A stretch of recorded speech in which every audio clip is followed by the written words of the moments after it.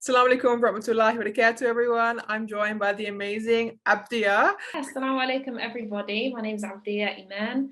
I'm from UK, I'm living in Spain, and I'm a content creator and the founder of Modest Fitness Week, which is a fitness platform run by Muslim women for women worldwide. And I want to know about the thing you're doing for Ramadan. I have a lot of friends that have joined, so I'm really excited. Yeah. Sadly for me, I'm not good at fitness, but my friends, mashallah, who have joined, they said there's been a lot of people that have joined, so I'm really excited. Tell me about that quickly. Yeah, so it's called the Me to Her Ramadan edition. We have an original Me to Her challenge. And for Ramadan, which is really, really exciting because, we can all struggle in Ramadan, whether it's with energy or whether it's with motivation, sleep deprivation, like we go through a lot, although it's really beautiful and we feel that tranquility in our hearts. Really sort of like work on our connection with Allah subhanahu wa ta'ala. But we really want to help people have a sustainable and successful fast this year, inshallah. So we are doing fasting friendly workouts that we're planning to do like before iftar GMT time and Eastern time. And of course, you can catch up on replay as well. Also offering a full nutritional guide to fasting, which is really nutritious foods, as well as access to our nutritionist, the meal plan and all the recipes. And then we have mindset tips every single day and also a journaling workshop once a week, as well as a meetup. So we have 115 people signed up for the Ramadan program. And we start on Monday, the 12th of April. If you're watching this after 12th April and it's still Ramadan, get in contact with me anyway, and we can definitely hook you up. Mashallah. And if you're watching this and it's next Ramadan, then there it's might be another Ramadan, one. And inshallah we'll have a program going on right now, and you can definitely message me as well. So the reason why I want to speak to you today is because you're the first person I've ever met who both of their parents are reverts to Islam. So I really wanted to talk to you about that. And I know it's weird for you because it's not really your story, but in a way it is, because, your parents became Muslim and you were sort of brought up in this way where you're brought up as Muslim, but minus the sort of like maybe the Pakistani culture or the Arab culture or all these different cultures that come in. So I'm really interested in hearing about your upbringing and everything. And I first want to ask, so how old were both of your parents when they became Muslim? Yeah, so I believe my mum was 28, my dad was 29. Okay. So they were a bit later on, yeah. So did they know each other first? Yes, they did. Yeah, they were actually, so they were like living together in Suffolk in the UK, and they found out about Islam and they became Muslim and got married in the same week. Wow. So they definitely had to decide whether they wanted to be together or not very quickly. Wow. Okay. So what happened? Like, how did they find out about Islam? Why did they want to become Muslim? What kind of beauty did they see? Like, what happened? What's their story? Yeah. So listen, like my dad, my dad, pretty much all my grandparents weren't sort of churchgoers, you'd say. They've all went through the war. And, my granny would always say, like, yes, evolution, I shouldn't believe in God, blah, blah. And, my granddad was a bit more sort of like quiet and reserved about that kind of thing. And, may Allah accept his Iman from him, inshallah. But so my dad would go, and my mum as well, they would both go to the church with their neighbours. And actually, because both of them had a strong sense of God from a young age, even though it wasn't really from their parents as such. My dad was in the choir at church, and actually one of the stories that my dad told me, that when he was about 18, 19, they were on like a church camp trip, like a summer camp or something like that. Please don't, like, obviously the details are just things that he just told me over the years that I just sort of like pieced together.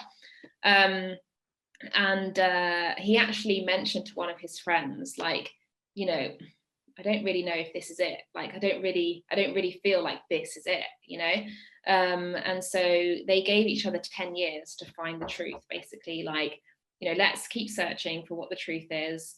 And in 10 years, if we don't find anything, like, there's just nothing here. Like, there's just no point, spending our time trying to search for the truth. And my dad became Muslim 9 years, 9 months after that promise that he made to his friend. He's still trying to get in contact with his friend today, all 40 years on. So wish him luck, and hopefully that goes really well for him, inshallah, because it'd be amazing to sort of reconnect with this friend and, you know, see what's become of their lives, inshallah. And so that's sort of a bit of the background of my father. And my father's always been like an artisan. He's a designer, always worked with his hands. And you know, my parents knew each other from like back in the day, like going to gigs and, you know, festivals, being in London, you know. So they sort of like were in the same group of friends. And I don't know if I'm like, it's really, really hard to sort of tell the story without sort of like rambling on. But and then my mum, she married, and they'd moved to Ireland. And you know, a lot of at that time, like a lot of people moved to Ireland for work and stuff like that. So I think she got married maybe like in her early 20s, and actually had my sister when she was 23, my eldest sister. And then as that marriage broke down, she did have like some really nice one of her friends, her neighbours in Ireland, and she will be important later on down the line, so I'm just mentioning her now. So she actually went to London and, you know, started, I suppose, getting in contact with her old friends. And she walked into, so like my dad had definitely been in the picture before that. You know, he actually went to see my mum when my sister was born in London, even though, you know, she's got a different father. So they were like friends and things like that, but they'd lost contact, basically. No one had phones back then, and definitely not my dad. He was very much like living off the grid sort of thing. And he was making carpet bags at the time. So my mum walked into a shop and saw these bags and were like, oh, that's so-and-so's, you know. And they didn't have a phone number for him because he didn't have a phone. So she left her phone number and said, can you please ask, you know, so-and-so to call me next time he comes in to pick up his wage, you know, pick up his check or leave more bags. And so he did. And my mum actually ended up moving in with him where he was living in Suffolk, very near where Ed Sheeran lives today.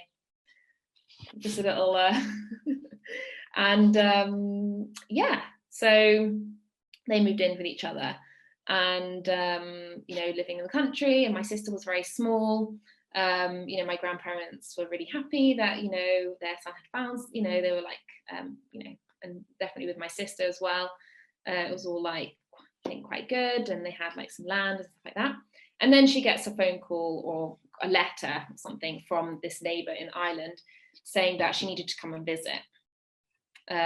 So she went to visit, you know, it's like just to go and see how she is. And her husband had actually been to London and met a man who was, you know, basically making da'wah for Islam, you know, and he'd become Muslim, as far as I remember. And so she started telling my mum about Islam, and my mum was like, wow, like that seems to really answer all my questions really that I've had about life and about God.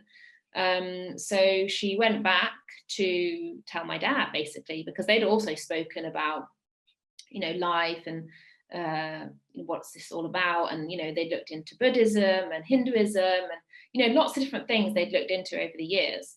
And so basically, and it'll be interesting to have like a proper, you know, interview with my mom later on down the line, because, you know, I'm sure she could give a lot more detail. But she was basically, my dad picked her up from the train station as she was arriving back from Ireland. And she actually decided in that moment to not tell him, because she thought maybe it could ruin what we have, like maybe things will change and I like how things are at the moment. And they crashed the car. And alhamdulillah, no one was hurt, and it was basically like, you know, the car was just a bit mashed. But she was like, okay, like that was a sign, I really do need to tell him. And she told him, and very quickly they moved their life. So they moved up to Norwich, which is about an hour and a half away from where they were living. And there was already like a community there, and a mosque as well, since 1977, which is like the first mosque opened by British converts, as far as I'm aware.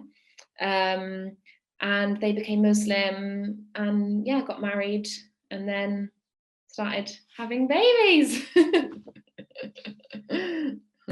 MashaAllah, that's so amazing. Allahu Akbar, seriously. Really, really great. Well, thank you very much for coming on my channel. And Assalamu alaikum. Wa alaikum salam. Till next time. الحمد لله